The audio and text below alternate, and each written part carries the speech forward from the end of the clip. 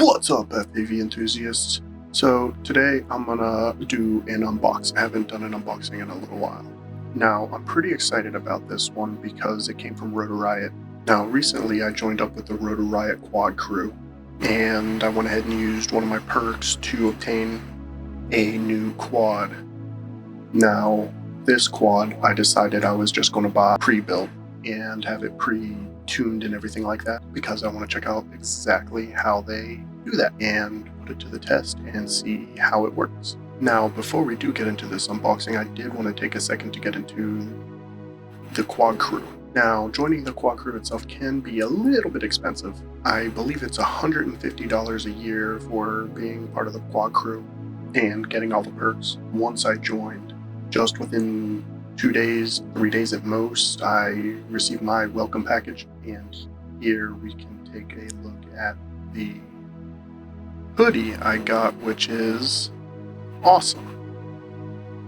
I needed a new hoodie, so it was perfect timing in that regard. And on top of that, I also got an invitation to join the Drone Nation, which is just like a social media site for all of us FPV enthusiasts. I have joined on there and wanted to also bring a call out to them. Alright, now that I'm done with all that, let's go ahead and take this box and let's see what's inside.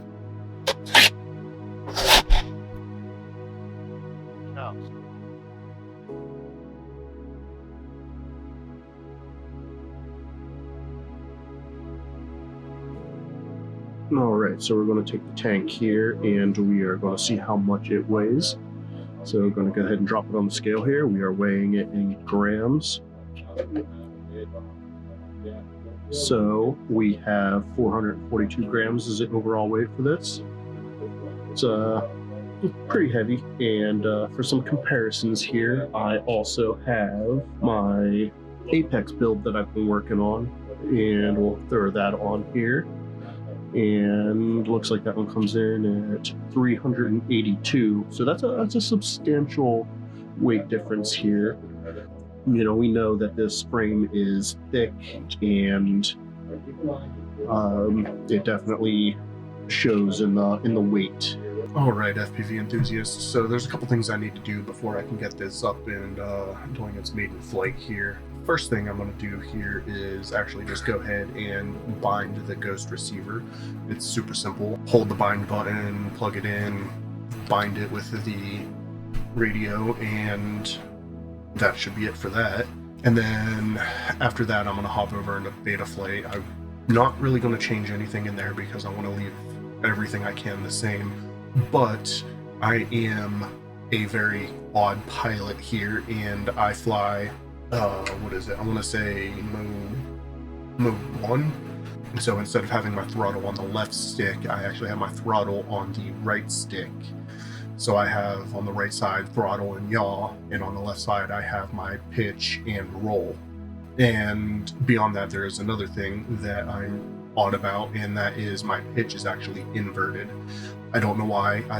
I attribute it to I myself am left-handed, so my brain just wants it to be that way. I really don't know if that's true or not. My brain cannot function with my pitch being the normal way.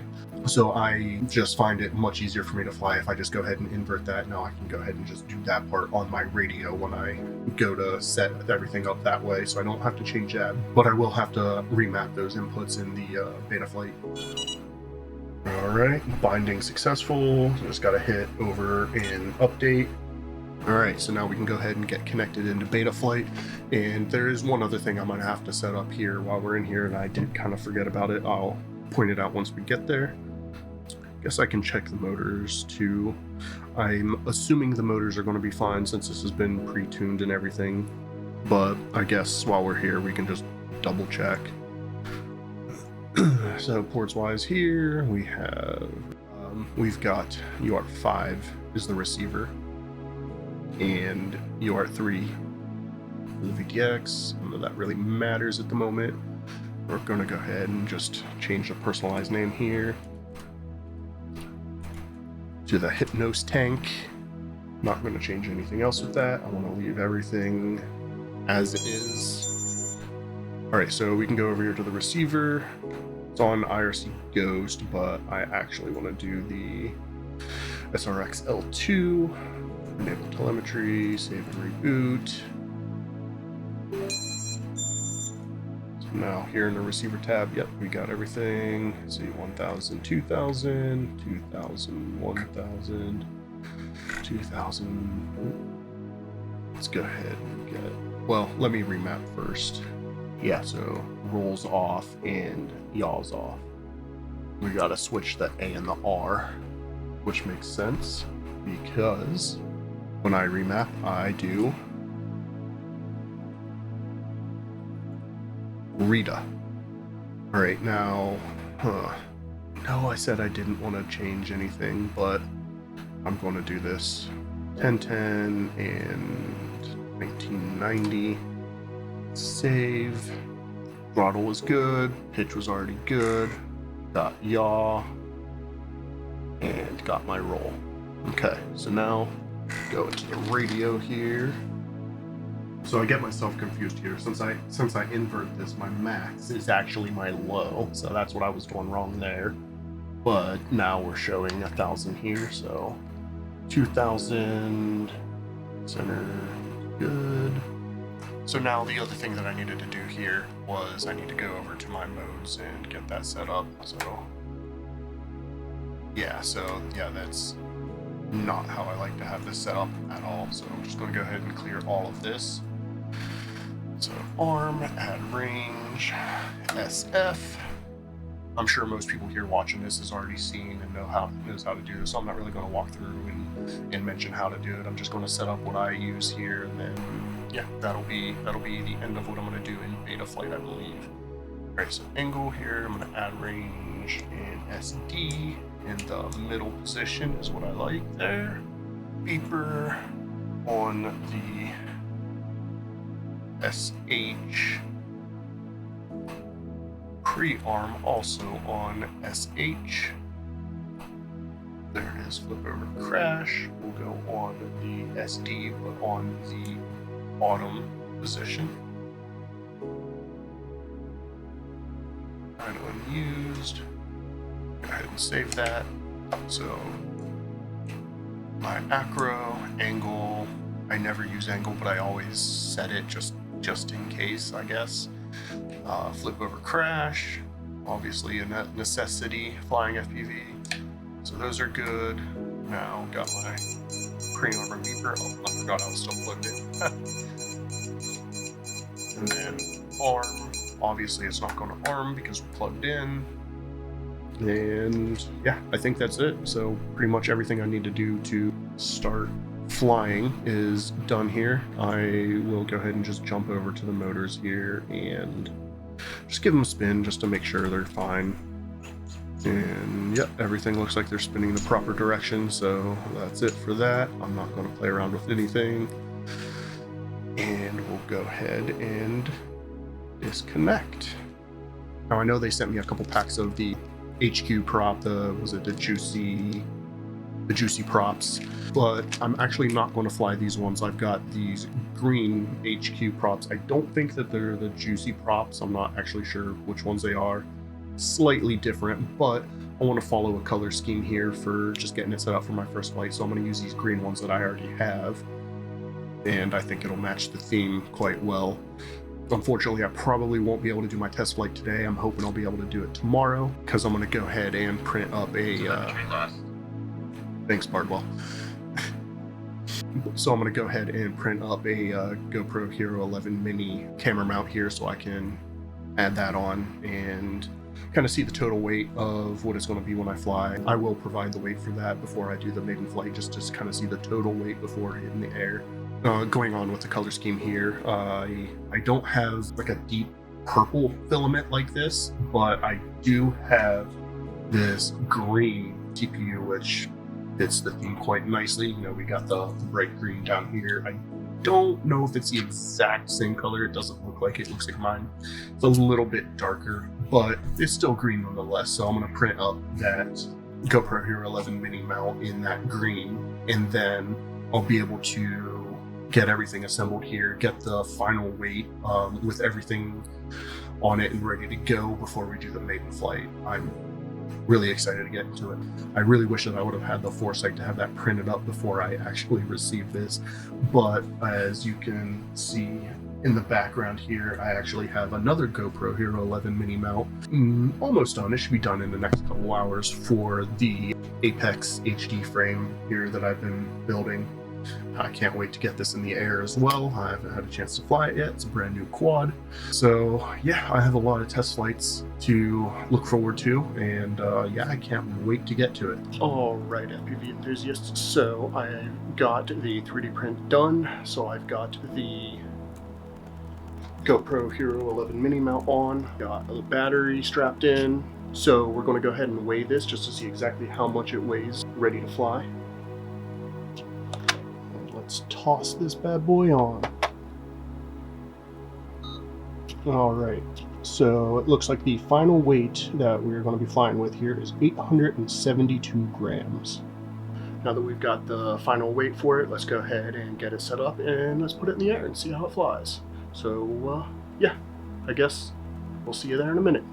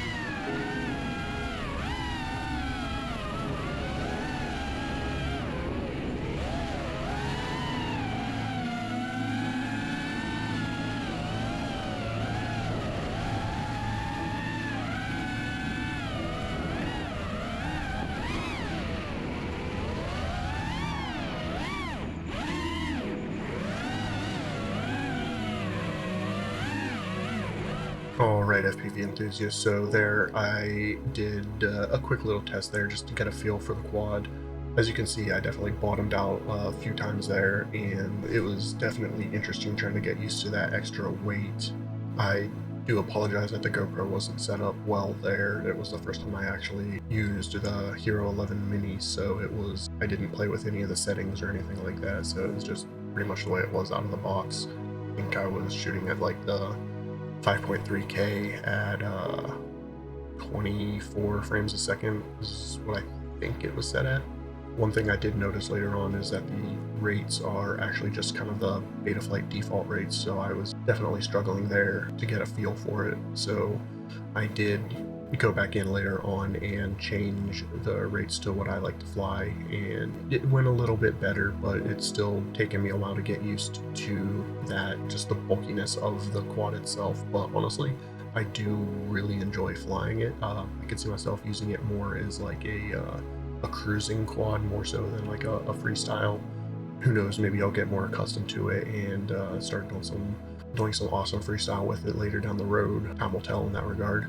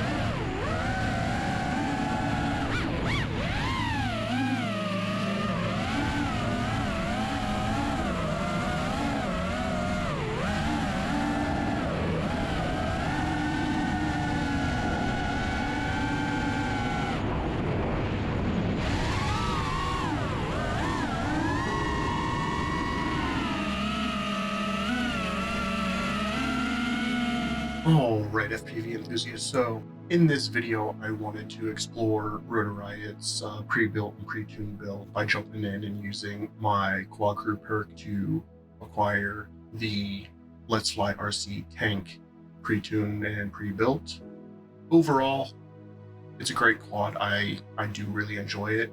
A few things overall, there's a couple things you need to set up on your own. That's going to be expected of any pre-built, binding your receiver, fixing your inputs. There are things that are going to need to be done, but overall, it's more or less plug and play, which is awesome. And I can definitely see how that can appeal to somebody who's either just getting into the hobby or just doesn't want to take the time to do a build by themselves, which is perfectly fine. Although I would suggest, and I know pretty much anyone in the hobby would suggest, knowing how to build quads and stuff like that, because you are going to crash and you are going to need to repair. But overall, my personal takeaway for this quad is it is definitely heavy.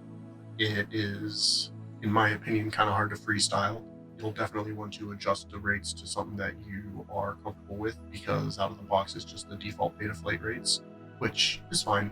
I get it. Everyone likes their quad to fly differently and everything like that, so I don't see why they would necessarily need to adjust that ahead of time. As for the tune, everything felt good with it. It flew well. It was just my lack of skill or experience in flying that heavy. I kept bottoming out trying to do things.